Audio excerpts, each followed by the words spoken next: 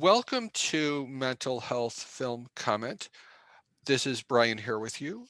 The 2002 film Enough is a Hollywood dramatization of domestic violence. Jennifer Lopez in the main character in the film. Joining us today to discuss many of the issues raised in the film is Dr. Michele Finneran with Vec and Associates, author of Surviving Domestic Abuse. Dr. Finneran, thank you for being here today. I appreciate it. Thank you, Brian. Thank you for having me. I appreciate it. I do want to mention a couple of resources up front. I know that there is a crisis text line available in the US. You can text HOME, HOME, to 741 741. In the UK, you can text SHOUT, SHOUT, to 85258. Depending upon where you are in the world, check your local listings. Dr. Finner, thank you so much for being here today. Thank you so much. I appreciate it, Brian. Now, I mentioned to you before we started recording, there is a greater sense of urgency with what you're talking about. Not that the other episodes are not urgent, but more so this topic due to some not so good stories that have come out in the news. And so I felt it was appropriate to bring attention to this topic. Absolutely. What if I guess what brain freeze right now, so I do apologize. One of the pitfalls of podcasting where there's no editing. So yeah, so what I was, I never know how to phrase the question. So what prompted your journey into this this area and this topic, I guess, would be the way of putting it. Yeah, and this is kind of this is kind of related to the movie Enough. With that, I'm going to make some correlations with the movie. Yes. And the reason that how I got started in this particular field. In 2005, I was working at a local jail, and I was working in custody inmate female unit. And I realized in this unit that I was interacting with female incarcerated women, that a lot of these women that were incarcerated were actual domestic violence victims. And so I found this to be a little shocking to me. And as I was working at the local jail, I was also doing my dissertation at the same time in my PhD program at Nova. And I found it like kind of like shocking to me that these incarcerated women were actual victims of domestic violence, and that they were incarcerated because of it, for defending themselves or what have you. So that's how really I started with the idea of writing the book and doing the dissertation on domestic violence survivors, and how formal and informal supports are either effective or not effective in having those victims or survivors abolish that abusive dynamic. And so what we see in the movie Enough is toward the end of the movie, when Jennifer Lopez kind of like demises her perpetrator, and the cop says to her, "You're one of the lucky ones." That typically does not happen in real life. In real life, Jennifer Lopez, the character of Jennifer Lopez, would be arrested and incarcerated. So I think there's a piece in the book that I wrote that survivors describe that how domestic violence is portrayed in social media is not really how it is in life. So there's a little bit of a conflict. True, absolutely correct. And that's one of the reasons why podcasts, whether this one or other podcasts, are so important to bring voice to a lot of the accuracy and and whatnot, where it's not being seen, and in this case depicted elsewhere. You're absolutely right about that. Now there's also an element of how COVID-19, and well, not COVID-19 per se, but the lockdown and associated uh, lockdowns and really getting tongue-tied today, but that's fine. You know, we'll definitely work through this. But there is that element of COVID-19 related restrictions and lockdowns and whatnot that that plays a factor in this. Absolutely. Is that correct? That's absolutely Okay. right. With how people are indoors now, and it really leaves victims very little wiggle room to try to think about escaping or separating from their perpetrator because of such being such close quarters. And since the pandemic, there's been a big spike in a couple areas in mental health. One is domestic abuse, two is substance abuse, and three is suicide. So those three spikes since the pandemic have been really skyrocketed. And because, people and relationships are indoors now, there's not a whole lot of ability to connect because everyone is kind of in social isolation.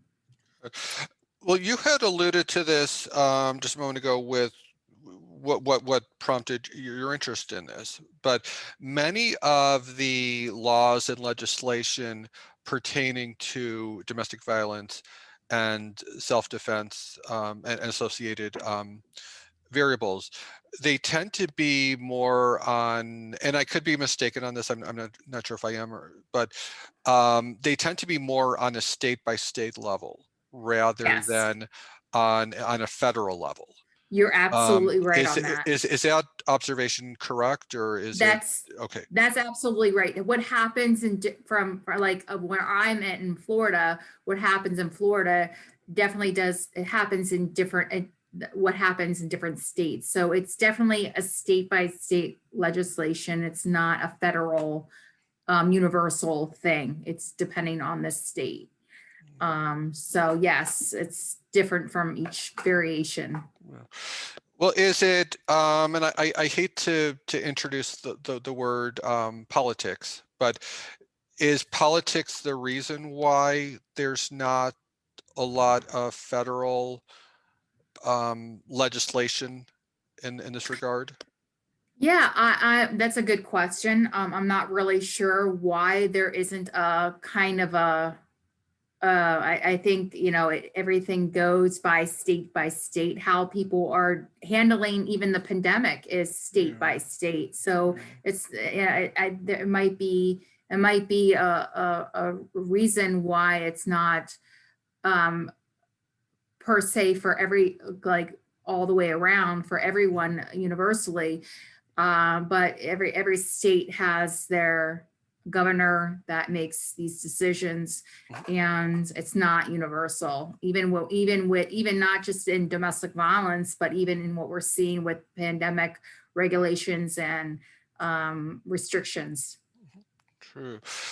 Uh, Now, when I had mentioned the movie enough at the top of the show, I had made mention of Hollywood, mainstream Hollywood depiction of these Yes, issues, and I make that distinction because I've noticed that there tends to be a distinct difference, not just with domestic violence issues, but with, whether it's bipolar, whether it's schizophrenia, whether it's depression, there tends to be a greater attention to the issue at hand when it's taken outside of the mainstream Hollywood studio system.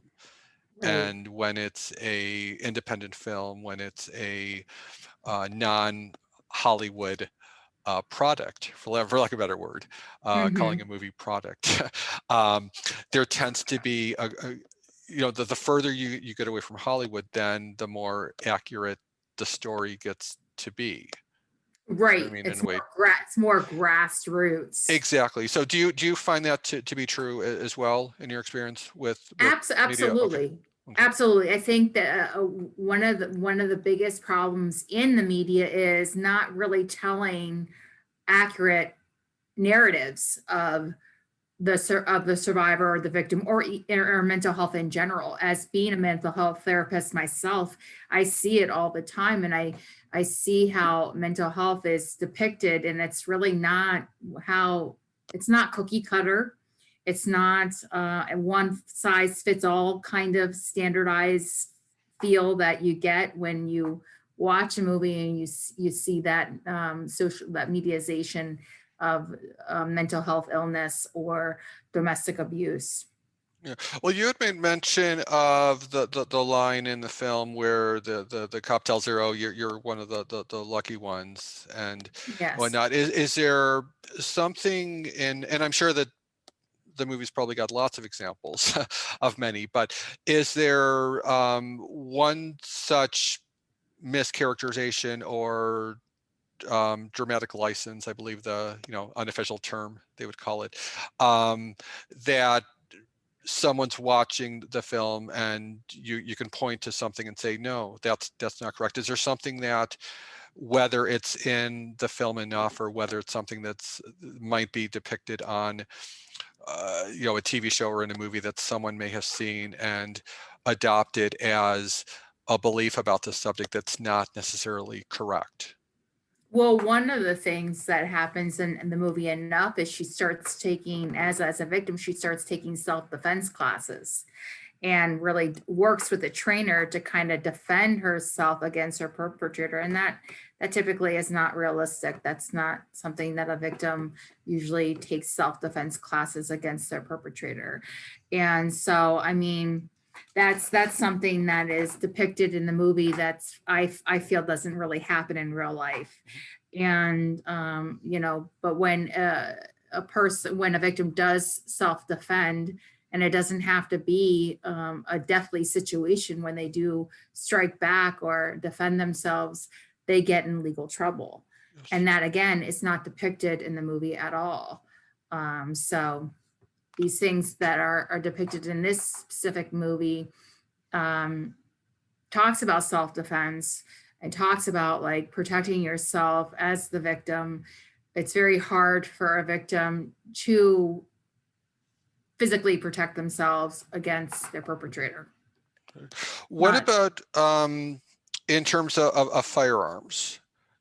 Are there, do you think that there's any views that people might have that are stereotypical in relation to the role of firearms in the conversation about self-defense? Yes, that's in the interviews that I did amongst survivors, there was not weapons or things used in terms of self-defense at all. It was just more or less trying to deflect from getting abused. And a lot of times the victims would not use any type of deadly force like that, like a weapon.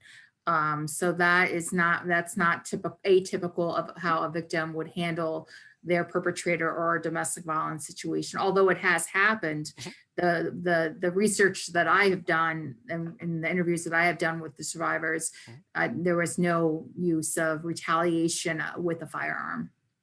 So in other words, if someone was acquiring such firearms, it would be more often than not someone who has already had an interest in that prior to the Yes. precipitating event. Okay. Yes, it's usually the perpetrator is has a there's I'm not I want to say a stereotypical kind of characteristic traits about perpetrators. And they're the ones that usually are the firearm owners. So that is something that is typical of perpetrators having more access to firearms than an actual victim. Correct. Now, this episode we are recording just, I believe it would be the few days after the Super Bowl. And Hmm. you will likely be hearing this a few days after the Super Bowl because that's the way it worked out for this episode and for and the reason I mention that is there is the view that incidences of abuse go up Super Bowl Sunday. Yes. Is that correct, or where? Because I've seen various, I've seen some stories that say yes, that's true, and I've seen some that say depends upon what they're measuring, and where do you stand on that, on the view that? Yeah, I definitely feel like there is a higher incident when there's a higher incidence of substance abuse, like engaging in alcoholic beverages or drug use surrounding an event like the Super Bowl. The likelihood, because of that rise, it's a tendency to lead into more increase in domestic violence situations because it's an event that is more or less people are drinking, and when you drink you don't have your inhibitions, and you tend to not really have your wits about you or your sense about you. uh, One thing I definitely wanted to ask, and I feel negligent by not asking this. Um, for those who might be listening, Mm-hmm. who are in a situation, oh, I know what it was. And again, I would be very negligent in not asking you this.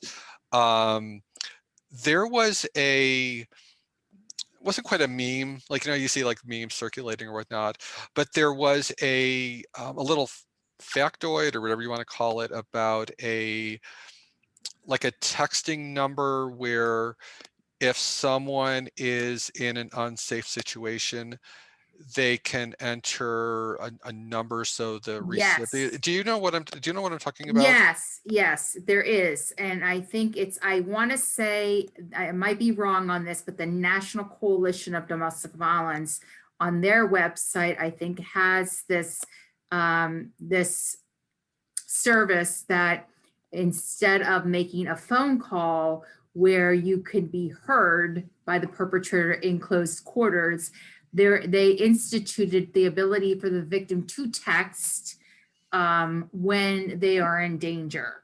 Now, I that is something that has happened per pandemic.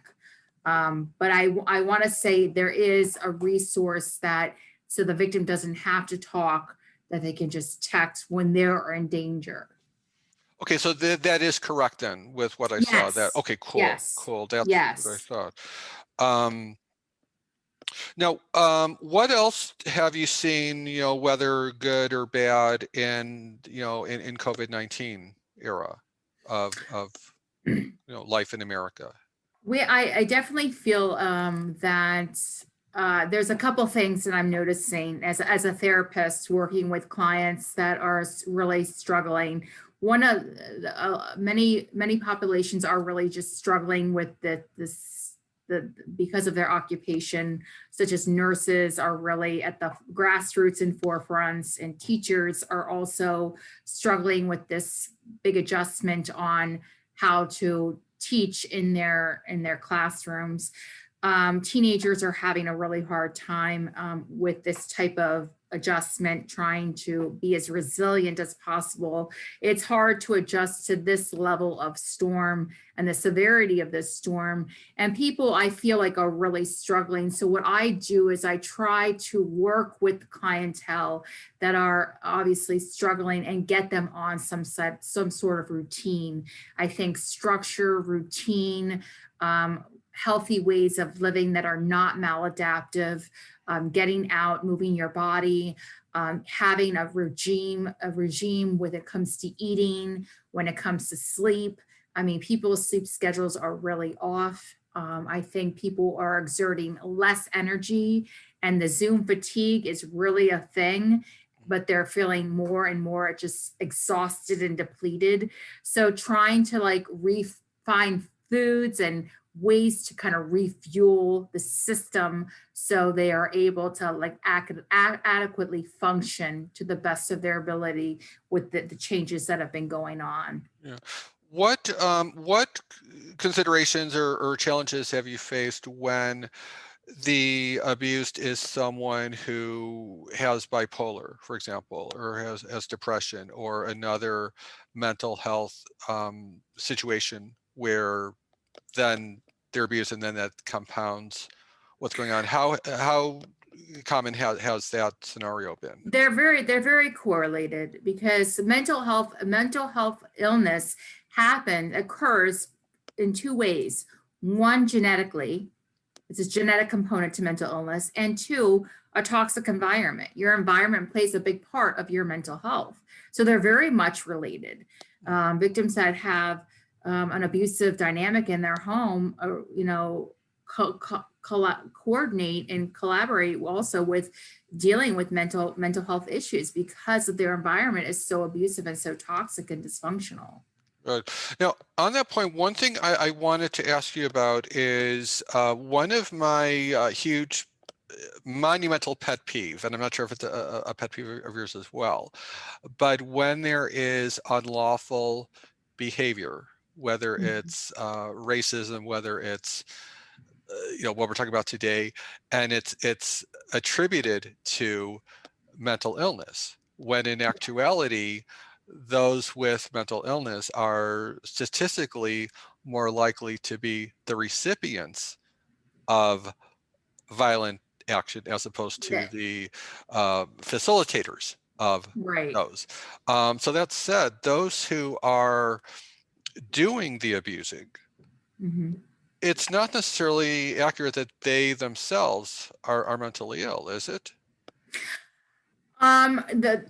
Usually perpetrators that are doing the abusing have some sort of distorted or maladaptive personality character traits. And what I find a lot of times, the male perpetrators, and I'm speaking strictly with in terms of male perpetrators, Yes. there is a personality disorder component that takes place, and that is also part of mental illness.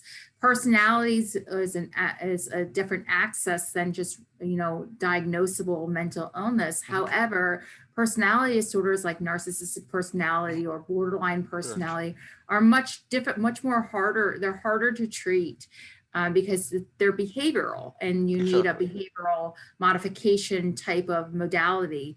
And versus someone who has mental illness, an access one mental illness is usually can decrease with medication management. Okay. Okay, that makes sense. Yeah. Cool. Okay. And I got another brain freeze where again the pitfalls of podcasting where you don't do editing and live without a net, which kind of makes for more interesting listening in a way, Yes, it because you're does. listening and you hear the host of the podcast have a brain fart and you hear it in real time. So It makes the podcast more human like. it does. It Yeah, does, right? it totally does. Um, Yeah. well,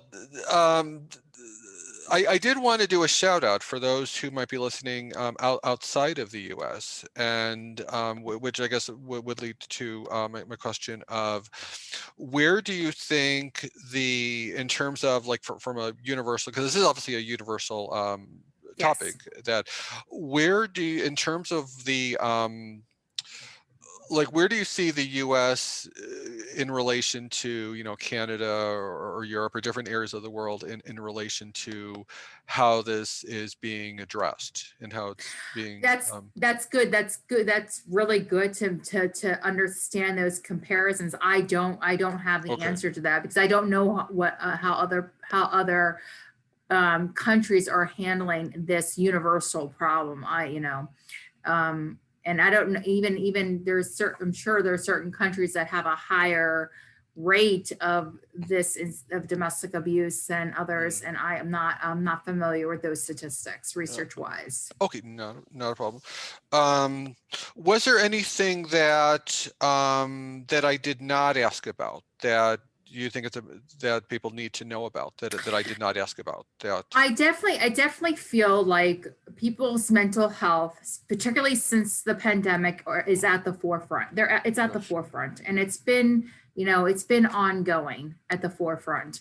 And I think really what we need to do is really debunk the stigmatization of seeking mental health services. I think that is really going to be important, and really kind of like it's normalize it, and it's becoming more and more apparent that we need to take care of our mental health, because if you don't have good mental health, you really don't have very much. You don't have much of anything. You can't really sustain a job. Your mental health and your physical health kind of go hand in hand, so I really think like destigmatizing the act of receiving and reaching out for services and getting help for mental health, whether or not you're a victim or just maybe going through a tough time, needs to be debunked. Absolutely, 100%. Okay, true. Absolutely. And that's very true, very true. Now, Yes. as we wind down, I did want to mention a few more resources for those out there. I know that there is Mental Health America, MHAnational.org. There's also NAMI, National Alliance on Mental Illness, NAMI.org. There's also madinamerica.com. Now, there's also your book as well, Surviving Domestic Abuse. How would people find out more about the book and the work you're doing? So I have a website under www.drmichelefinarin.com is my website. The book can be found on Amazon if you plug in either my first and last name or Surviving Domestic Abuse, you should pop up. And the publisher of it's an academic book. So the publisher of this academic book, it's through Routledge, Taylor and Francis. So you can also find it on their website when you plug in the name or my name. Well, good deal. Good deal. Well, yes. Thank you so much for being here today. I appreciate it. Thank you so much, Brian, for having me. I really appreciate it. You're doing a wonderful job, like bringing awareness to these very important issues that are becoming more and more prevalent. Thank you. I appreciate that.